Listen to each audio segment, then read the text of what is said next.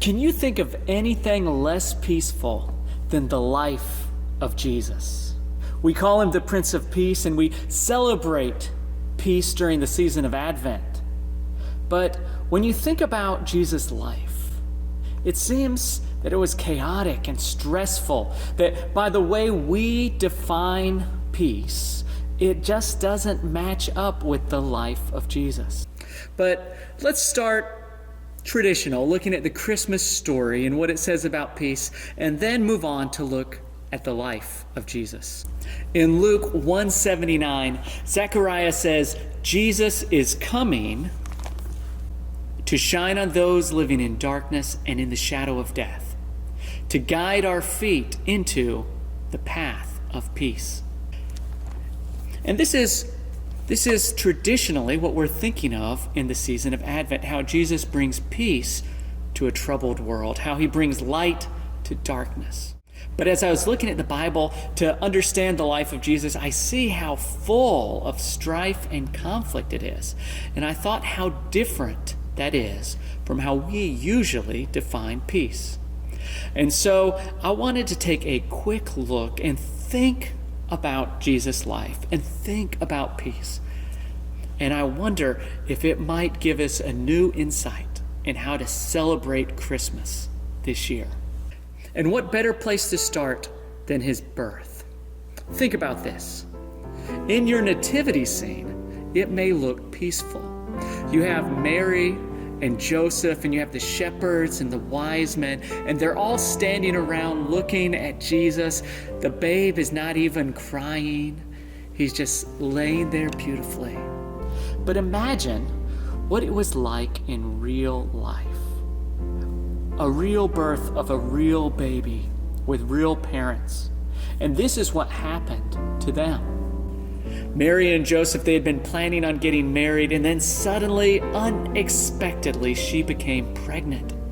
They had to change all of their wedding plans, everything. On top of that, the government, the Roman Empire, called for a census for them to travel to their hometown for the purpose of being taxed. So they began this long journey. Typically, this would be 4 or 5 days to go from Nazareth to Bethlehem. But imagine doing that, pregnant, walking that whole distance days before giving birth. And then when they arrive, Mary and Joseph, they can't even find a place to stay. They ended up in a stable. Following his birth, we don't have a lot of stories of Jesus' childhood. But what we do have doesn't sound that peaceful. We have, of course, after the birth of Jesus, sadly, Jesus and his family have to flee, run to the far-off land of Egypt to live in a strange place to avoid being murdered. And then later we have Jesus being left behind at the temple. His parents leave him in Jerusalem and start heading off, and they look around, where is our son? Where is he gone? I don't know about you, but as a parent, this does not feel peaceful to me, leaving your child behind in a city when you've left. No, it does not. And then as an adult, well, Jesus' death on the cross says it all. By any metric, by any measurement of how we ordinarily talk about peace, Jesus' life was a complete and utter failure at being peaceful, at being filled with peace. And yet in his spirit, Jesus was always at peace. Jesus' attitude, the way he carried himself, the way he lived his life, was the mark of someone who truly had peace. Not on the outside, but on the inside.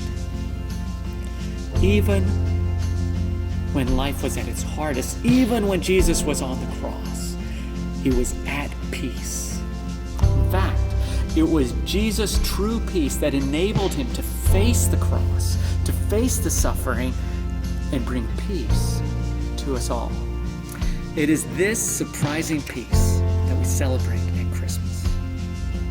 Not our false vision of peace as having no suffering, no struggles, no worries. Instead, the peace that comes from a true relationship with God.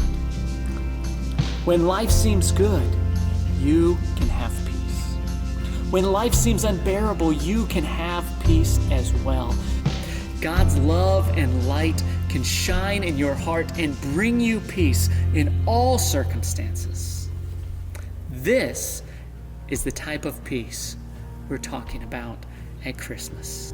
Now, my prayer for you today is the same prayer that Paul had for the church in Rome.